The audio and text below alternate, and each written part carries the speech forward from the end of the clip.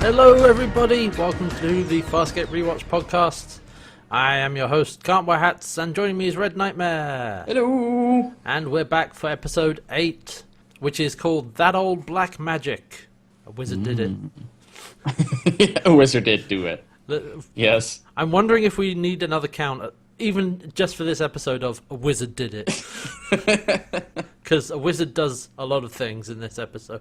We should actually do a D&D count. That's just going to be all the things. Fair. Okay, fair. Because, I mean, I guess kind of spoilers. You know, we've been kind of making a running joke of things being like Dungeons and Dragons or an RPG throughout this podcast because, you know, we're both kind of nerdy people who know a bit about this, and some of the things stand out.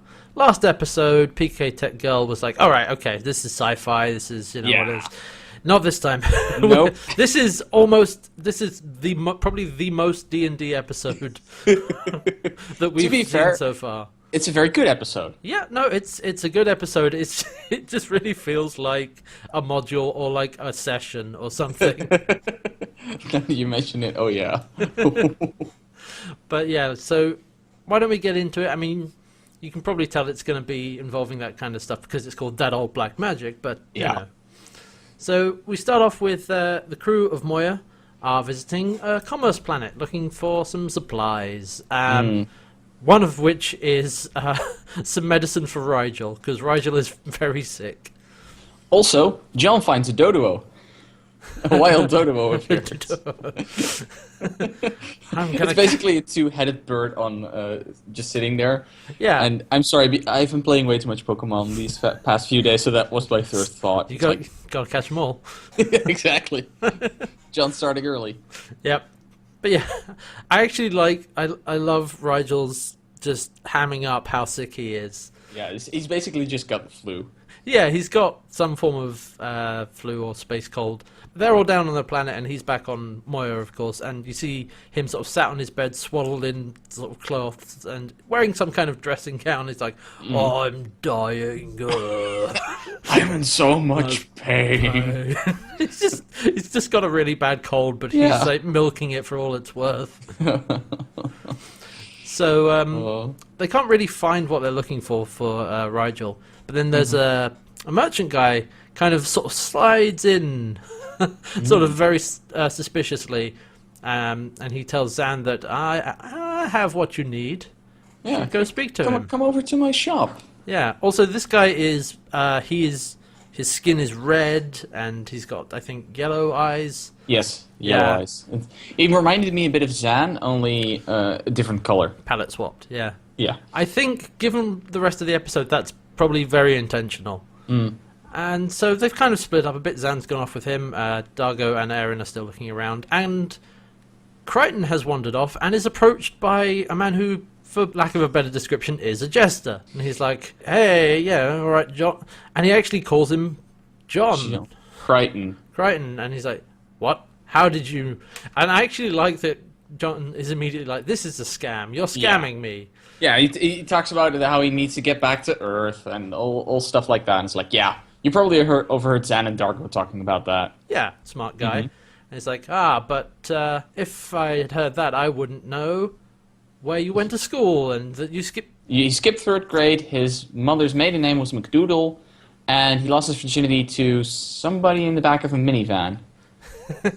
Yeah, and John is quite reasonably freaked out. He's like, excuse me. There's either some kind of mind reading going on or something else. This is weird. And the jester guy is offering him to go and meet with a guy called Haloth. Yes, who can help him. Yeah, help him get back to Earth. He doesn't have to. He could just leave, but... Okay, kids, let me tell you something. If you encounter a mind reader, run like hell. It's never a good idea. There's no scenario in which this works. Yeah. For some reason, if they know this type of information, you need to get the hell out. If somebody knows way too much about you without you ever having met them before, punch them in the face and run away. Probably, actually. Not a bad idea. Like, there is always a trap. Yep. And I'm a little surprised. I mean, John says this is a scam, but he doesn't quite cotton on to the fact that something else is going on. Yes. Like, he just goes with it. He's like, how does he know this? That's the important part. Like, if they can't give a good explanation for that, get out. But Crichton is intrigued, and he's freaking teleported away or something in like this burst of red energy, I think. Yeah. It's sort of a red mist energy-ish. Yeah. And we meet Hayloth, who is kind of an old, wizened guy. He seems blind. He's actually wearing glasses. Funny enough. I thought behind the glasses it looked like he was blind. Yeah, and he's got like a cap on and is dressed in kind of robes. And very hunched. And the place that they've been transported to is like a a courtyard, or like an inner chamber of basically what a castle, really.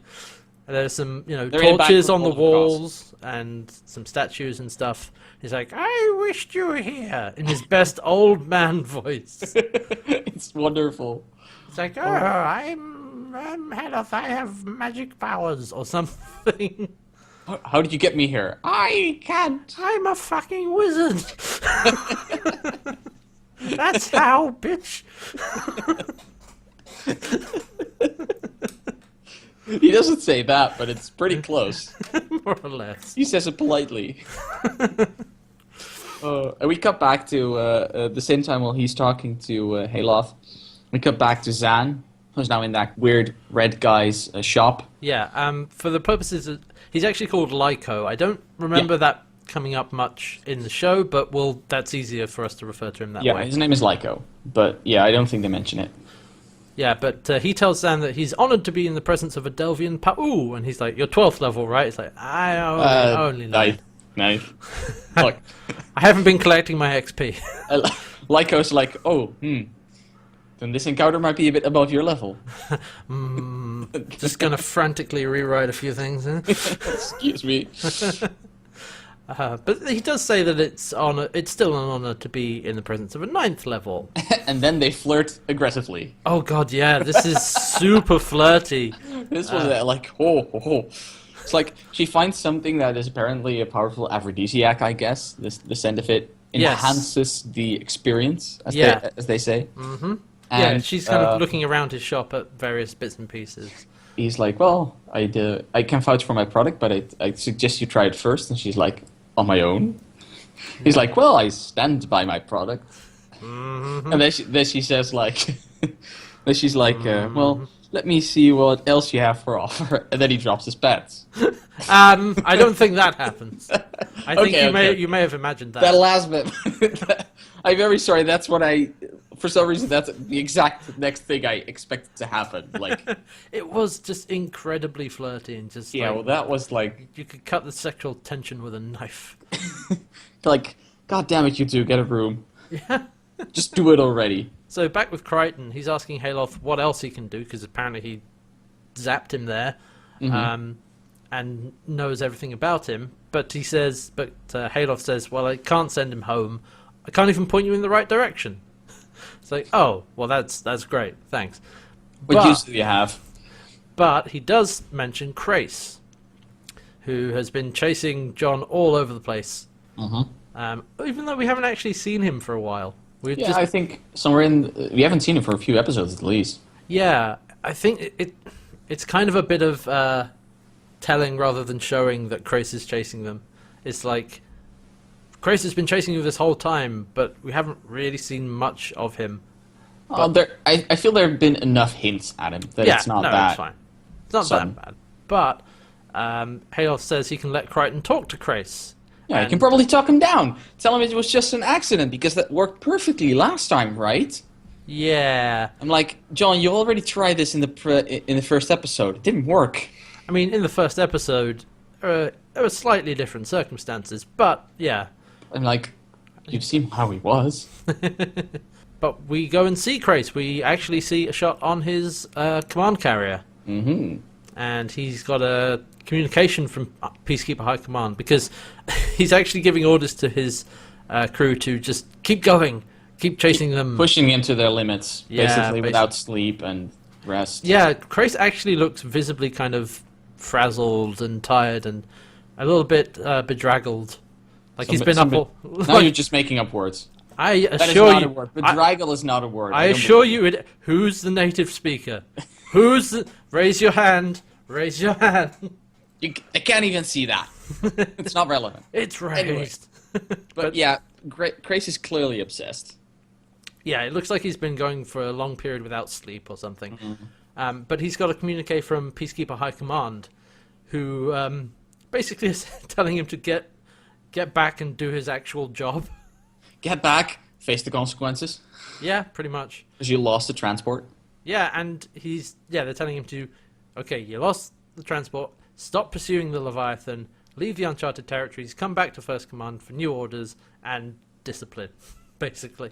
Yeah. And basically, Grace is like, nope. No, he doesn't want to do that, and he actually has his lieutenant with him, who's a woman called Lieutenant Teague, and they're the only ones who have actually seen this communication. Yes. Grace says he might be able to bide some time from High Command, because he's going to go ahead with it. Yeah. He's going to find Crichton and extract his vengeance.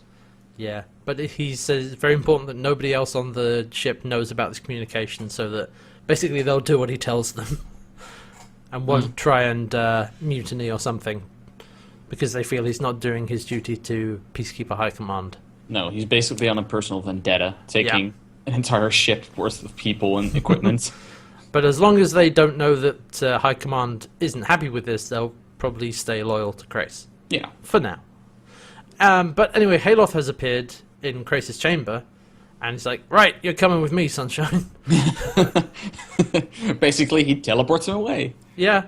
Well, he vanishes with him and brings Krace to his chamber where we saw him talk to Crichton, and he shows that, hey, Crichton's here. He is, and he isn't. Yeah, this is where things get a bit weird, but he says to Krace, you can have Crichton at a price.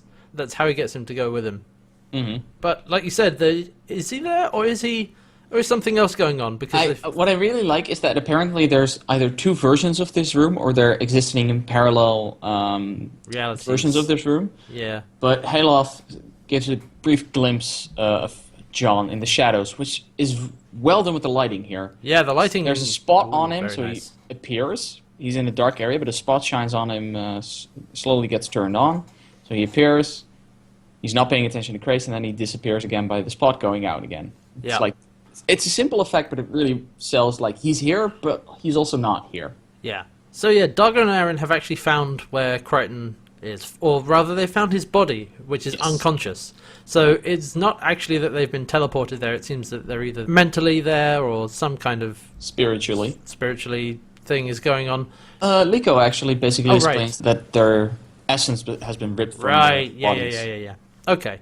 Yeah, he knows what's going on. So Dargo and Aaron found Crichton unconscious, and Aaron tells Dargo to go get Zan, because, we need help. And meanwhile, Haloth has told Crichton that, I have bad news. Yeah. Got some bad news. Grace is here. He just doesn't want to talk. He wants to kill you. And then Haloth transforms from, I'm an old man, into this, into David Bowie. Let's all be honest here. I don't think David Bowie ever looked quite that evil. Okay, that's fair. He basically stands upright, loses the glasses and the beard and the fake voice, and gets like a black outfit with puffy sleeves and a ruff around his neck, and his yellow eyes, and is like, hello, I'm obviously evil. I will be your big bad evil guy today. How may I help you? Chris Haywood plays the role of Haloth, or Maldus, as we quickly learn his name is. Yeah. And can I just say, this man goes to town with this role. Holy crap, he's having a blast Oh yeah, with it. because he not only played Haloth and Maldus, he also played the Jester guy. Yes. Who got Crichton into it. It was all part of a ruse. Yes, and it's just I love it so much. He goes ham with it. Yeah, he's hamming it up completely, and it works perfectly for this role. Yeah, so he's transformed into this new form, which we learn is called Maldus, and he brings Grace to Crichton, and he tells him he's here to kill him. Yeah, it's like, well, I thought we were going to talk. Well, no. Grace had a better offer. Good luck. And so they have a scrap, and during that fight, John's hand gets cut. And then on John's actual body, there's this new wound appears in exactly the same place. Mm-hmm. So if you die in the Matrix, you die in real life. Yeah, basically.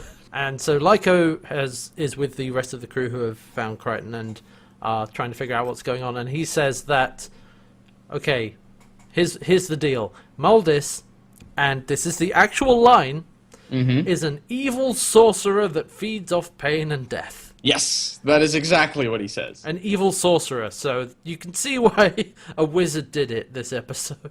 Like, literally, a wizard. Yeah.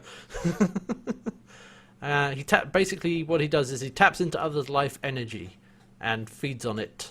And he invaded their planet that they're on and killed half its population, apparently. And subjugated Enslaved the other half. Yeah. And it's like they all exist for his amusement, I guess. Yeah, something like that. Or to just farm and feed off. And before Muldis came, Lyko was apparently a high priest, but his powers were not strong enough to defeat him. I'm like, no. Wait, okay, so every member of the various space clergy that we've met so far has actual magic powers. Like, of course, they get that from their god. That's how these classes work, right? Right? Exactly. This is like, okay, this is D&D right here. Like, yeah, this is definitely D&D. It's not like, I don't know, in something like Star Trek or where they're like, I believe in these gods, and they're like, all right, cool. They're like, no, I believe in this god, and it lets me do these magic powers. Yeah. What, you think I did it just for the comfort? Hell no. Fireball! Lightning bolt, lightning bolt, lightning bolt. But yeah, apparently his powers were not strong enough to defeat Muldis, and he has a huge range that he can influence people over. Yeah, apparently fleeing from the planet doesn't help. As long as, you won't get far enough away before he gets you. That is actually fair. That's probably more accurate. He doesn't have infinite range. In fact, the only reason he's able to get to Krace is because they're in the uncharted territories, and he's probably close enough. If it was on the other side of the galaxy, it would be a bit too far. It doesn't get entirely well explained, I feel. No, there's no like, okay, he has a limit of X number of, sectors. Or whatever it is. No. But apparently Krace is actually close enough, so there you go. Lyko also says that Muldis is apparently transcended, physical... He's non-corporeal. Yeah, so basically so he's an ancient. Yeah, basically. I'm sorry, I'm also a big Stargate fan. He's an ancient, or he's like a Q, or he's whatever. More likely an Ori. Yeah. Hello to the Ori. Anyway. He's a spirit, he's on the elemental plane of something. Shadow, probably. Yeah, sure, why not? Okay, enough. Enough of that. But yeah, they're trying to figure out a way to take him down now because he's got Crichton, and also he's a really terrible, evil person. Yeah, and basically Lyko has said, well, once he's done with Crichton, he's coming after you, so you're all dead.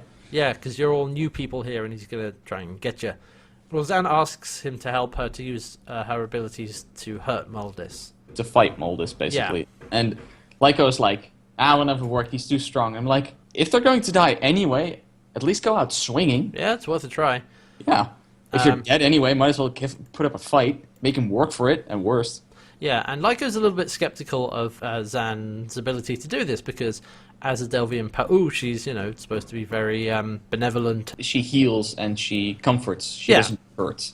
And to actually be able to hurt Muldis, you have to do it with the intent. You have to be ready to even kill him. And he doesn't believe that she can, but she says it is possible. She actually forcibly grabs him and says, I was capable of it before. Yeah. It's like... So we're reopening that... can of worms. That can of worms of Zan's aggressive past. Yeah. Meanwhile, back with Muldis, it basically says that Krace offered him bigger stakes than Crichton could, because Crichton doesn't really have much to give him. At that point, actually, John has gotten away from Krace. We don't see how, but apparently he ran away from him. Yeah, John's got away and is sort of hiding in some kind of corridor, but Muldis is tormenting him, basically. Being like, how are you doing? Why are you not fighting back? And then John tries to punch Maldis, but he just teleports out the way and he punches the wall instead. Yeah, it's like, oh. It's like, well, what did you think was going to happen? Yeah. But then Krace has actually found him and attacks him. Yeah, we're on a scrap again.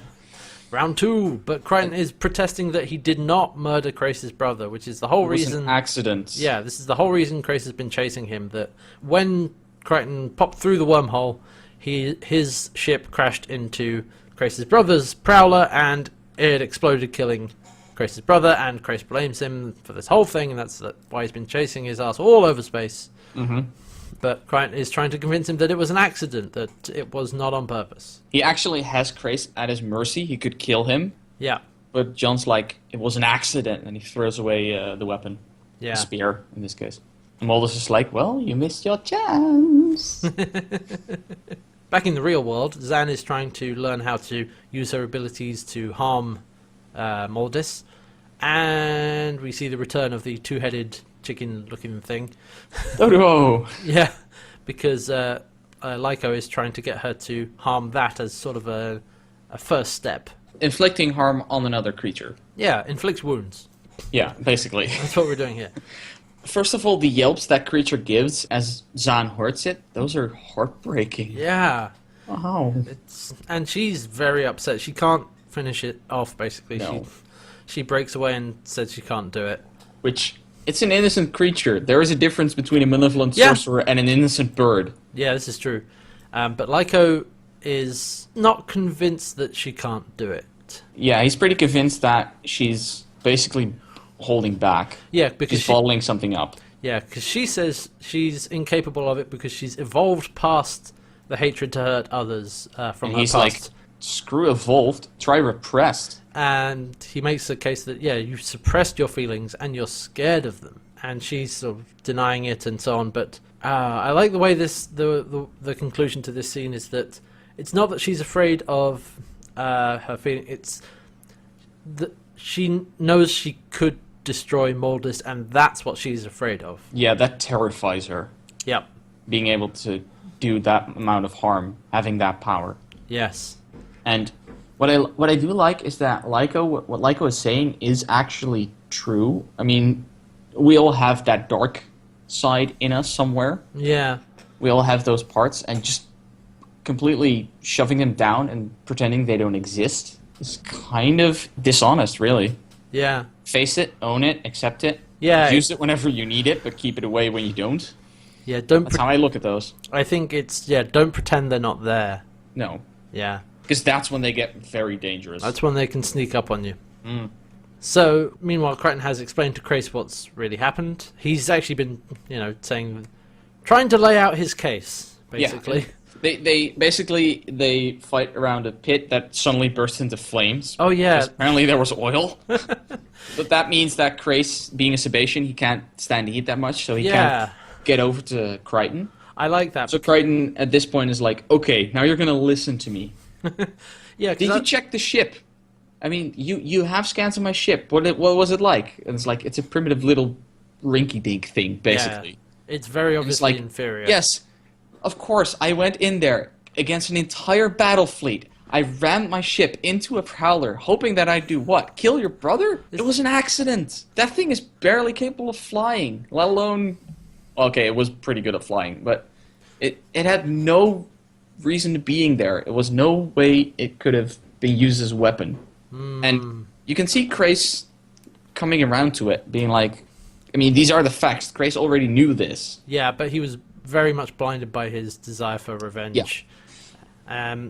And yeah, when Crichton does lay it out, he's like, yeah, your ship is primitive, you're weak or whatever, and but of course, out of nowhere, here comes Maldis to stop this revelation from happening. Being like super evil, because what he does next, oh yeah, because he's like, wow, yeah, he appears and he shows Krace his father.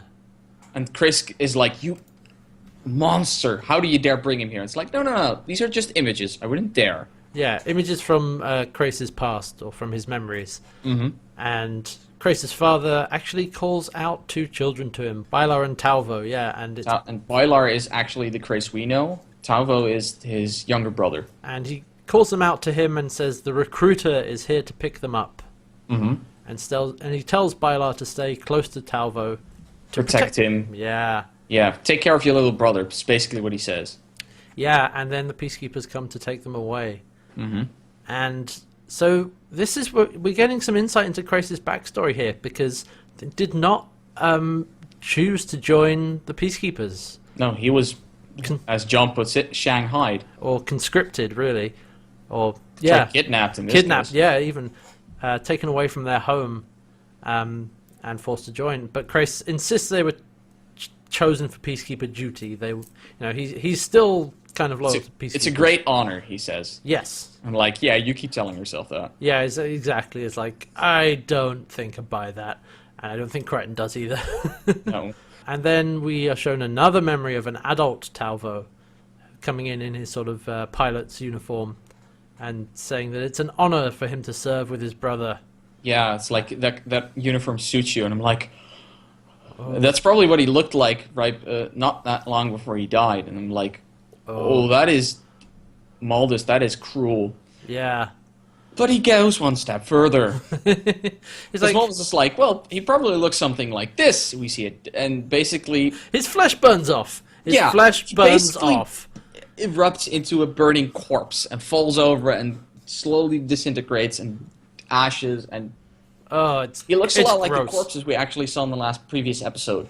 It's being like space death, and like, oh God, you monster, Maldus. Yeah. And of course, this heavily upsets Grace. Like, these are not images you want. Like, the memories were bad enough. Basically seeing his brother die again. Yeah, it's pretty heavy, and it's Maldus basically goading Grace into attacking Crichton, which he does. He leaps over the fire pit and tries to get to Crichton, who makes his way around, but just that big leap over the incredibly hot fire pit as a Sebastian is, that's how fired up he is, no pun intended. No, it's like, ugh. Like, this is where Maldus goes super evil, and I kind of like that, because this is a very effective way of getting under somebody's skin. Yeah, I like that Maldus is just like evil and under no illusions about it. Yeah. He's incredibly evil, and he's like, I'm enjoying myself. So, back on the planet, back in the real world, Eren and Dargo are trying to break through the door to effectively Maldus's compound, or whatever it is. Sanctuary. Yeah. Wizard Tower. Let's just call it that. It's not a tower, but let's just call it the Wizard Tower. Yeah. So, she's gone to get a pulse rifle, and she shoots the door. Nothing happens. No, it's just a... There's like a... And Dargo's like, it's protected by an evil spell. It's like, oh, for fuck's sake. Oh, that is exactly Eren's response. Like, there's no such thing. I liked Eren in this, because she's like, thank you, you're saying everything I was thinking. It's like, Dargo's like, a wizard did it. And Eren's like, what the hell are you talking about? I do appreciate that Dargo is a bit more into this mysticism, and he believes Zahn in these things, and Eren's like, no, it's bullshit. So she reckons, okay, well, I can't get through by shooting it, but I don't know, I have to find another way. And then Zan appears and says that she can stop Maldus, but she doesn't really want to. Wants the third option, which I like, because usually John gives the third option. But he is otherwise incapacitated right now. He's busy. Otherwise occupied. Yeah. So, and she asks, basically, Dargo, if you could stop an evil by releasing another evil, would you do that? Yeah. He's like, and he says, I guess I would have to choose the lesser of the two evils. Yeah. And so she's like, well, guess I gotta go be evil. Yeah, guess I gotta let it out of the cage. Yeah. So, yeah, and actually when she says that she wants a third option, she wants a third option even though she knows that there isn't a third option. Yeah. So, there's some resigned. Yeah. She's very resigned to that. It's like, shit. It's the only way out. So back with Crichton and Krace, he's actually he stopped trying to fight or kill Krace. I think he's figured out that Maldus has got another motive. Yeah, for some reason he's enjoying this a bit too much. Yeah, having way too much fun. And he reckons that Maldus is feeding off them.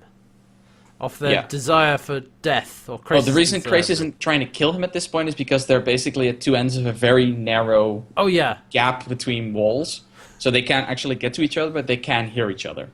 Yeah, and he's like, we're both being suckered in here. Like, I got tricked by Maldus, but you're being tricked as well. Or like, he's not your friend. No. He's not helping you. He's the real enemy here. Yeah. Every time we talk, he gets really tired and wants us to keep going. And whenever we start fighting, he gets excited and full of energy. Yeah. So John's like, that's what he's feeding off. That's like good. That's some good reasoning from John there. Like, yeah. And John also is like, look, I get it. If you want, I'm very sorry he's dead. It was an accident, and if I could go back and change it, I would. And yeah, you're beating yourself up about it because you were supposed to be protecting Talvo. Yeah. Your dad told you to do that, and I get it. Like, he gets it. He's very sympathetic to him. Yeah, which I like. Even though that Krace has been trying to kill him this whole time, he understands why. Yeah, and Krace is like, it doesn't matter. And I still want my revenge. It's like... and that... John is just like, oh, fuck. John is actually pissed about that. Like, even if he does believe Crichton, even then he doesn't care. And John's like, what the hell? That's when he's probably realizing that, okay, Krace is not just out for revenge, he's crazy. Yeah, he's probably there's probably a few screws loose there. Yep. And it says, Talvo must be avenged and Crichton will die in his hands. And then Maldus appears again, and as Krace walks away. He appears behind Krace, so John is looking straight at Maldus, like, oh. And Maldus actually admits that, yeah, John was right. He feeds off other people's life forces, and death. He says death is the main course. Yeah, what I do like is that Maldus says, like, how is this different from anything else? I mean, you eat plants. That is also feeding off another being. Yeah, I just go a bit more directly. Yeah, I think the actual line is, I admit it, I feed on death, but don't we all? Some eat plants, some meat. I consume the life essence itself, preferably medium rare. Yeah, I love that. That's what he actually said. Well, like I said, Maldus is enjoying himself. Yep. Maybe he wants some ham to go with his life essence. Look, there was a lot of food in the first room, so he might actually eat there. Who knows? But yeah, he's saying, well, best with a bit of ketchup. But I do like that John also calls him on the, well, if you feed on death and so on, then why are we just fighting each other? Why didn't you just snuff us out? And he's like, well, this is the appetizer. He likes to play with his food. I'm getting hungry. Yeah. John's like, breaks my fucking heart, and he walks away. Wee. Cry me a river. Yep. So Zan is trying to get ready to do this, to unleash her inner demon, so to speak. But she's trying with Lyko again to use her powers for evil, basically. And she's still not doing it very well. And then Rigel comes on over the comm, complaining about his remedy. About, oh, I'm not well. Right. Actually, a minor point.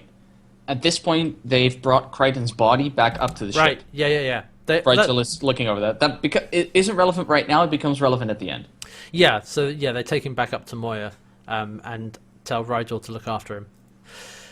Oh, okay. So Rigel comes over the comm to Zan, and is his usual sort of complaining and moaning self, made worse by his illness or by his cold and whatever it is. And Zan is basically about to shut him off, or about to get back to what she was doing. But Lyko actually is like, no, this is perfect. Let's harm Rigel. And this is where I'm like, excuse me? Like, the bird I can get, but you're prepared to just hurt a innocent sentient being just to get her demon out? Innocent is maybe a stretch. I'll admit, Rigel is a massive asshole. But he's not evil. At all. Okay. He doesn't deserve this. Like... Yeah. That was where actually Lyko stepped over a line for me. Yeah, but I think what he's trying to do is just to really really unleashed that inner evil, so that Inner evil. He's not really inner anger and inner power. Yeah. He's actually going after the evil, which I object against. Yeah, This is turning the dark in the wrong direction. Yeah, he's maybe going a bit too far to the dark side. But actually they do it. They cause Rigel pain together, both of them. They kind of put their hands on each other's chest or whatever it is. They touch, they're kind of almost embracing each other and raising hands up to do magical power things. Yep. And we see Rigel actually in agony. Yeah, it's quite disturbing. He's already unwell, and then he's being caused a lot of pain. They don't kill him. Yeah, they don't kill him. He's fine afterwards, but Zan is like, part of me enjoyed that, and she says that clearly terrifying. yeah, she's very upset. To be completely honest, doing that to the bird, you probably wouldn't have enjoyed it. Doing it to Rigel, I can see why you would enjoy that. Like, just to shut him up for a few seconds. Another reason why I wouldn't have used Rigel as a target for this one, but Fair. So, Crichton is still trying to get through to Crace, even though he's tried several times at this point and it hasn't worked. And he says, "Okay, if Mordis kills you, he still won't be satisfied." yeah. I mean, if we fight, what happens if one of us dies? What do you think? The other one gets home? We leave? Yeah, he wants more from you than just to kill me, or Yeah. the other way around. And so Crace is like, okay, a truce. And John's like, okay, first thing we need to figure out is how much and Crace just attacks him. Truce lasts sort of 5 seconds. Yeah, I like that John's like, okay, if we both remain calm, we can starve him out. His powers can't be infinite. There's actually a good plan from John, given their situation. Like, they don't have a lot, but what they have, that is probably the best bet they have. And then Crace beats him with a chain. Yes. He actually pulls his arm out of the socket. Oh god, yeah, oh god, the sound effect is horrifying. Give the sound department a keg of beer for that one. Well, yeah, because he knocks him to the ground, and Crace grabs Crichton's arm with the chain and just yanks on it, and there's this horrible snapping and popping sound. I thought he actually broke it instead of just popping it out. And then, so there's that horrible snapping sound, and then he pulls it again, and then there's another horrible snapping sound. 3 times. And it's just like, oh, that's, no, stop. But yeah, John manages to chase him off after that, which I don't really get, because you'd think Chris is like, disarmed opponent, well, let's finish this off. But no. And we're back with Rigel now in the next scene, which is... I love this scene. Let's be honest, Rigel is being very cordially and actually very nice, because he's convinced that John is dead, and he's giving him actually the burial ceremony. He's like, oh, dear friend Crichton, no. Well, friend's a bit of a stretch, reluctant shipmate. Actually, can I talk about something? So when Crichton is brought onto the ship for the first time, Rigel actually looks at him, pokes him, he's like, well, it looks dead to me. Yeah, so he's convinced about that, and now he goes like, oh, well, okay, well, I wish you well in the great fields beyond, and like, no, actually, that's for Hynarians. Go find your own fields. It's a hallowed place, I think. Hallowed place. Yeah. Like, go find your own hallowed place. Oh, you can't come here. With that, I legally pronounce you dead and take claim of all your stuff. And like, there's the right. There it is. And he actually just starts unfastening Crichton's boots and it's like, right, let's get down to it. I thought he was being actually kind of nice, being like giving him a proper ceremony and like a bit harsh, but okay, fair. And then I claim ownership of all your possessions. Like, there's the Rigel I know. Look, that's the bard/rogue being like, okay, he died. Can I have his stuff? It's like, he's not dead yet. It's like, I'm going to take his stuff. He can't stop me. Everyone else at the table is like, God damn it, really? Especially the one that's playing Crichton. It's just like, I can't do anything. I'm in this other adventure somewhere else. Can I do something to stop him? No. DM's like, no, your mind is somewhere else. You don't know this is happening. Yeah. You didn't even know this is happening. Shit. But actually, funnily enough, back with what? Sorry, I saw a note from a previous scene, the one where John and Grace are fighting. There's some sort of spinning contraption in there, and I was like, "Oh, hey, look, they got the art school involved." Oh yeah, right. It's the scene where they're discussing a truce, and it's basically a load of metal beams stacked on top of each other, spinning around. Reminding me a tiny bit about one of those upright windmills. Yeah, or like and with spikes, with metal bars basically sticking out, and like, yeah. I'm sorry. The first thought is, like, what the hell is that doing here? Don't worry about it. But back with Maldus, Crichton, and Craze. Actually, Maldus is getting low on energy. He wants them to get fighting again because Crichton's managed to get away. And we have another scene where they're in a long corridor, and Maldus is talking to Crichton while Crichton is popping his shoulder back in. Yeah. By ramming it against the wall repeatedly. It's just, oh wow. And Maldus actually says, "Oh, you broke this. It's like you did when you were a teenager." Yeah, when I'm riding a bike. Or a motorcycle, actually. Yeah. It's like... But actually he says, like, look, only one of you needs to die. Yeah. Might as well be Chris. I don't need the other one dead. The other...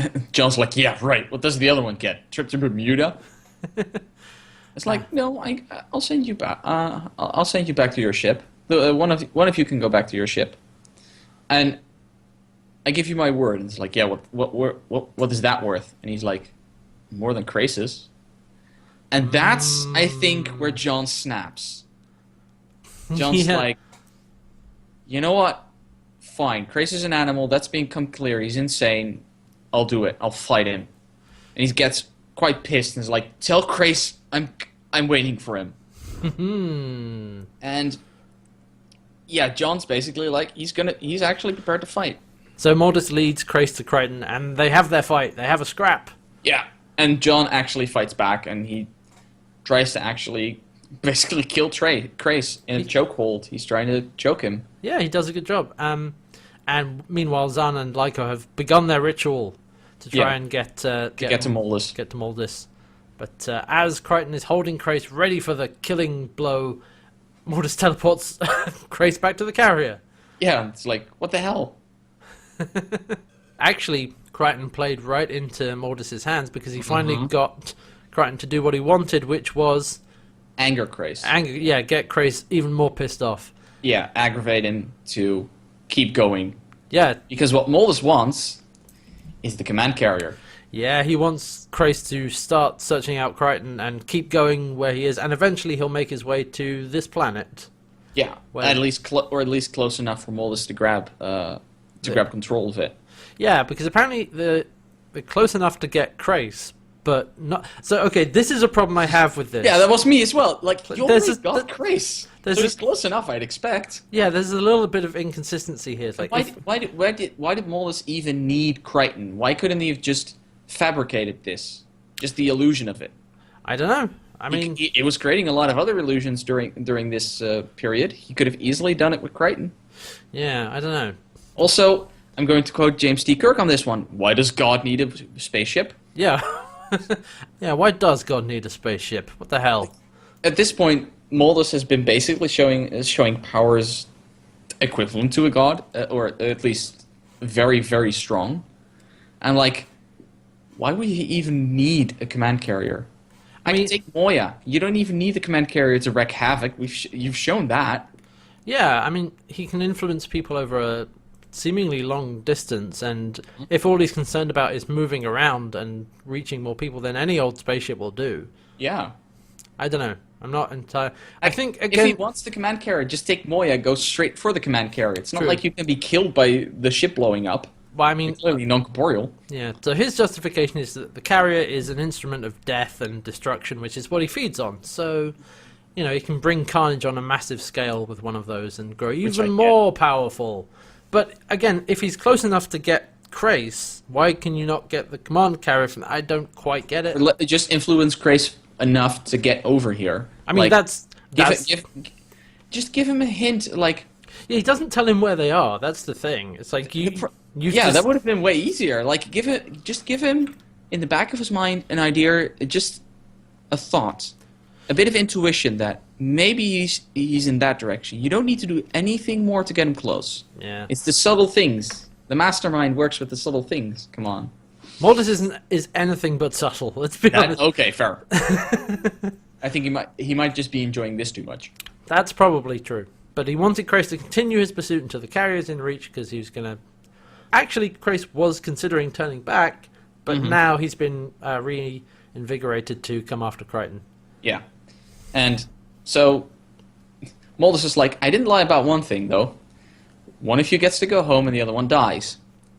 Send Krace home, so you now need to die. No, but then, Zahn out of nowhere. Yeah, just from the back. RKO. You can see he's in agony because he does verbally screaming, but his face is caught in a scream. Yeah, so Zahn and Lyco's ritual was a success, and Zahn is basically transported into the reality where Mortis and Crichton are. And yeah, like you said, she puts her hands over his head, and just like blue lightning around his head. It's like, okay, another wizard did it. And she's like, okay, he's corporeal now. Go ahead. And John just punches him. And he explodes. I'm like, there were knives there. At least be more creative with that. But yeah, he punches him into dust, basically. Yeah. And they both get blown back, and both Zahn and John wake up. Yeah. And Zahn finds the Lyco on the ground. Yeah, dying. Yeah, because the strain of the ritual was clearly too much for him. But he thanks her before he dies. Thanks her for helping the greater good. Yeah, being like, it was worth it. His only regret was that they didn't shag. Basically. That last word might have not actually been in that sentence, but the rest was there. Yeah, I mean, they were clearly setting them up to do it, but but unfortunately he died. Yeah. John waking up also has an intimate moment. Rigel. Because Rigel just was about to go away with his shoes, and John just wakes up, grabs him, and is like, oh. And he's like incredibly happy and a bit nutty. Again, nutty Crichton coming out again. And he's like, well, this isn't Candace, and you're a lot homelier, but anyway, and just kisses him straight on the mouth. It's like, whoa, okay. Like, also, he's still sick with cold. That's not sanitary. Oh, shit, right. That's not sanitary, John. What are you doing? Like, that's gross. He's like all runny and like, ugh. Let's be honest. No. I think from John's perspective, Rigel can't really get any grosser. True. He's basically kissing a frog. And this one didn't turn into a No, it did not. prince. And he's already a dominar. Why would he turn into a prince? That's below him. But then Krace has woken up back on his command carrier as well, of course. Yeah, and he sends the doctor away. He's like, well, keep it out of the records, because Krace doesn't want this to go to high command, and the doctor's like, fine.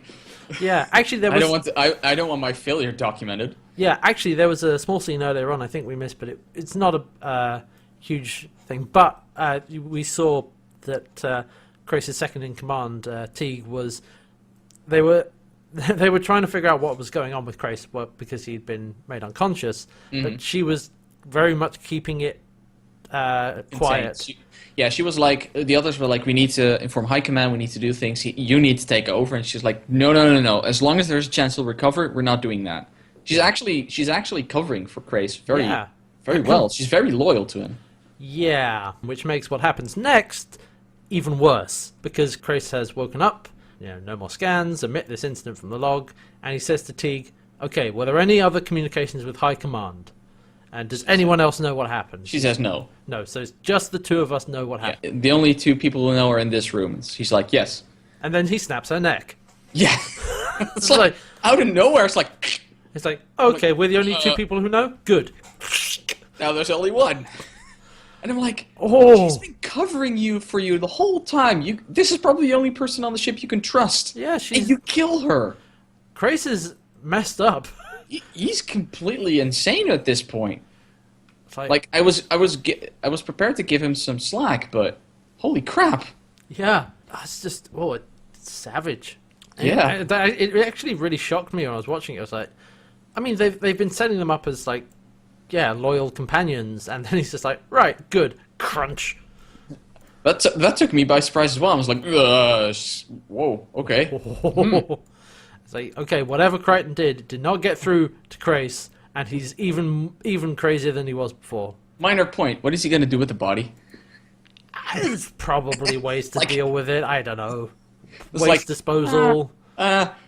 Necks get broken accidentally all the time. It just happens. A wizard did it, okay? A wizard did it. Actually, yeah, fair. They probably believe that. So we go back to Moya, and everyone sort of settling down after what happened. And Zan has told the crew that actually she didn't quite kill Mortis. She dispersed him. Yeah, but he won't be back for a long time. But he will be back. He'll reform slowly. And Eren is like, look, I misjudged you. You are actually a warrior. And I love this scene because, yeah, she says that, and Zan walks off quite upset. She's visibly frightened and taken aback by that comment.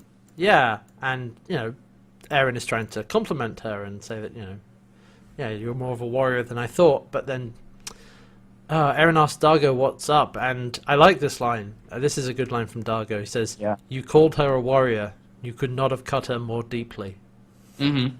Because it's clear that Dargo actually understands her a lot better than Eren does. Yeah, because like you said, Dargo is much more kind of prepared to accept the spiritual or mysticism or whatever it is, and than Eren was. Even though they're both soldiers, it seems that Dargo has a much greater kind of spiritual or whatever side to him, and Eren is just all about tactics and logic Facts. and all that stuff. Intelligence, stuff like that.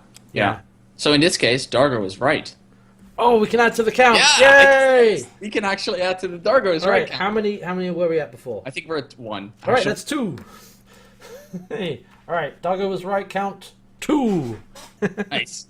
But yeah, I just love that the way he says, you could not have cut her more deeply because Yeah, because that is true. she doesn't want to be that person. She does not want to be a warrior. No, That's that's what she's been moving/running/hiding from yep. all her life. Exactly. And we're gonna follow that up with a scene from Crichton actually getting out his tape recorder again for the first time in a while.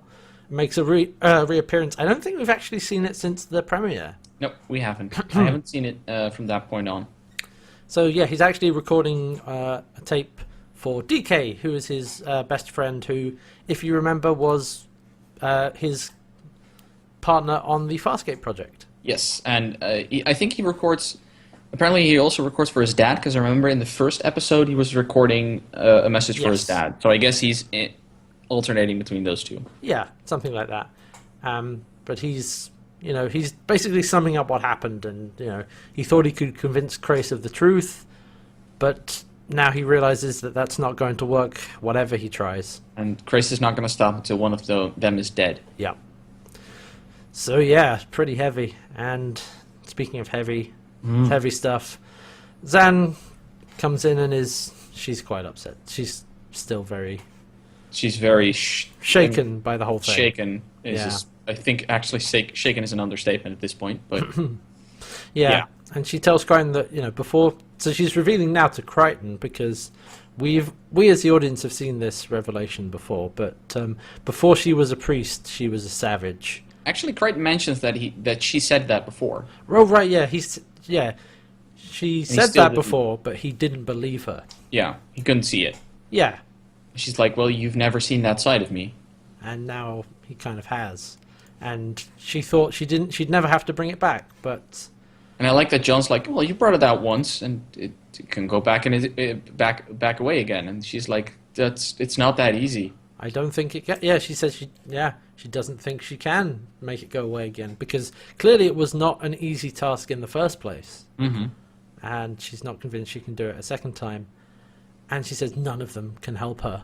Yeah, John stands up and is like, look, is there anything I can help? I mean, anything I can do? Maybe just be listening. And she hurts him. Yeah, she's like raises her hand to him and does like her magic powers and and causes she him actually harm. hurts him, and he's taken aback by that. I mean, he's clearly frightened by that. And she as well. She's frightened by it herself, and it's like, I'm terribly sorry, and she goes away, and I'm like, Oh, and what she says and the way she says it when she's hurting him, it's like, nobody can help me, and we actually see the dark Zan really come out at that point. I'm like, yeah. remember what I said about not stuffing your dark side away? Yeah, because this is what happens.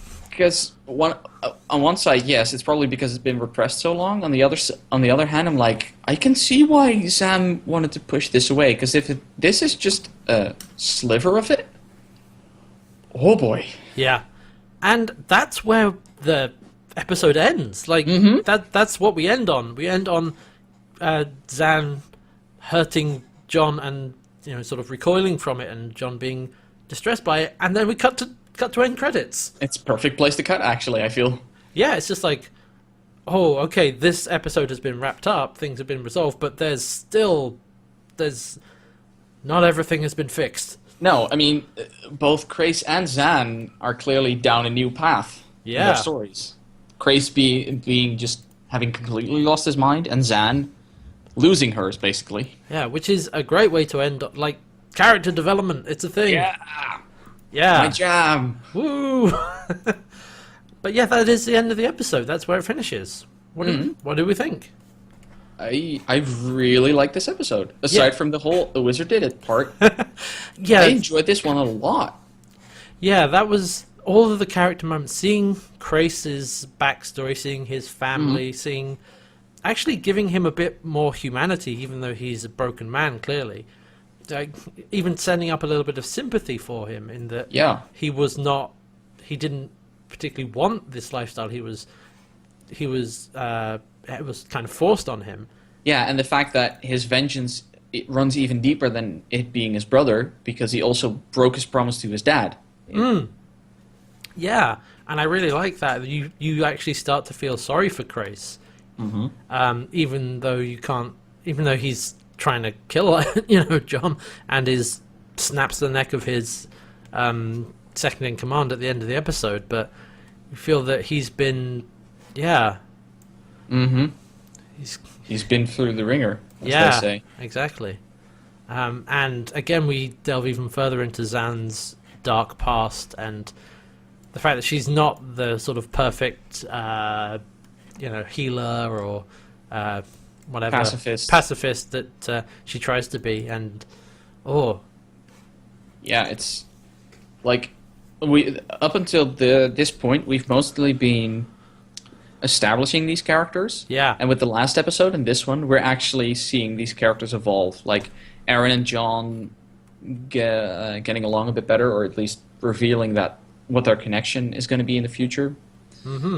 Zahn basically falling from grace, as you could call it, and Krace basically just going the path of more insanity. Yep. This is really good. And other standout parts were, like we said earlier, the acting from Moldis just being just over the top enough. Like just Haywood nailed that part. Just the right balance of over the top and menacing. It wasn't so completely zany that it detracted from the rest of the episode. It actually fit in perfectly. Yeah, I really liked it. The only black mark I could find in this entire episode is the acting from Lani Tupu, the guy that plays Krace. At the point of the reveal of the backstory, like his emotions felt a bit forced. It was maybe a little over the top. I did kind of buy it because at that point he was actually still kind of distressed and very, very enraged. So he probably wasn't thinking clearly. I felt the delivery wasn't that great, but that's fair. But I mean, it didn't bother me that much. But no, but that's the only thing I could find. So yeah, if that's the only thing you can find, I mean that's pretty good.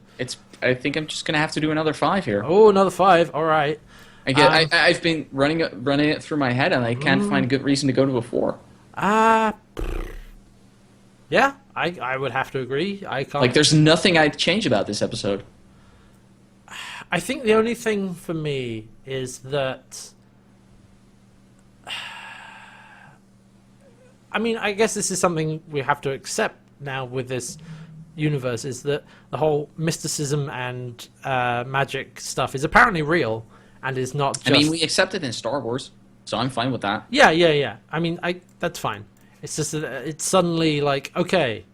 Like I said, coming off PK Tech Girl, which was very much like... Not hard sci-fi. I wouldn't say hard sci-fi, but, sci-fi with, science... Yeah, I guess harder sci-fi than this. And now it's just like, okay, magic, fantasy, all that stuff. Okay, I could see that, yeah. But it didn't bother me that much. But... No, it's not a huge problem. So I would probably say, if I was going to do half marks, it might be 4.5, but... If I did half marks, I'd go for 4.5 here, actually. But I think... I don't feel like this is special enough that I would want to go for half marks. No, we can round up. I think I'll agree with that. Round up and give it another 5 out of 5. Another solid, really good episode, and with some great performances and great bits of character development. I'll admit, like, the opening of this episode had me worried. Of like, is this going to be really weird and kind of wacky guy, tricking Crichton into a thing? And it's like, actually, no, it delivered way beyond that. So it's a great. Yeah, I just love it. Yeah, really good. Riding high. Yeah, and one quick bit of trivia as we round out the episode. So we had all the fire on the set of the where Mortis had Crichton and Grace, and there was a big fire pit that they were staring over. Apparently, a lot of that fire had to be added digitally. Oh. Because particularly the one in the big fire pit, because that would have been too big to keep lit and stay safe for the actors involved. Well, that makes sense. Yeah, but I actually didn't notice that during the episode, so they did a good job. Well done. It was slightly noticeable, I guess, but... And they also it looked good. It looked very good. I bought it. Yeah, that was true. But yeah, no, this was, again, another really good episode. We're on a roll here.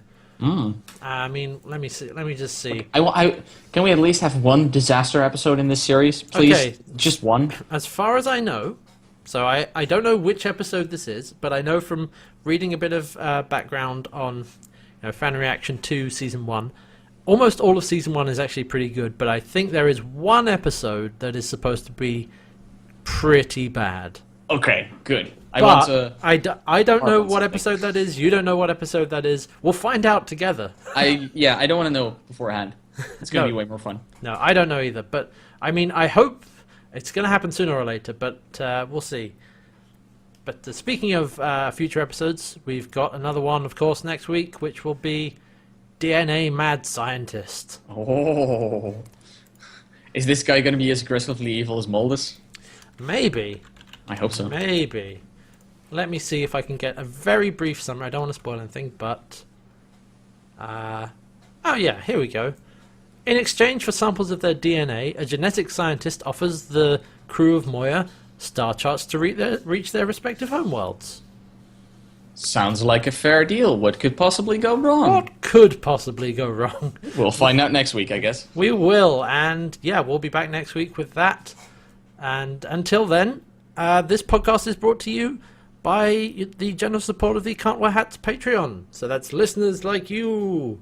Ooh. So that's patreon.com/CantWearHats, which supports this podcast and live streams on Twitch and many other things to come. There's a few things that are work in progress, and you'll hear more about that soon. Secrets. Secrets. Ooh. I'm not going to tell you. But yeah, and if you want to contact us, you can find me on Twitter at CantWearHats, and Red, you're at Fidolkinentry. Yes, hey. at Fidolkinentry, indeed. Hooray! And yeah, there's also the YouTube channel, which has previous episodes and previous archives of live streams. And yeah, there you go. And yeah, we hope you enjoyed this episode. We certainly enjoyed watching this. This was a good one, and we'll be back next time with DNA Mad Scientist. So yeah, we'll see you then. Goodbye. Goodbye. Goodbye.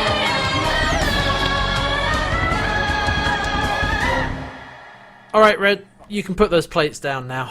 Oh, I've been holding those up for a week. Oh, Oh, do you know I forgot to plug them in? I will kill you.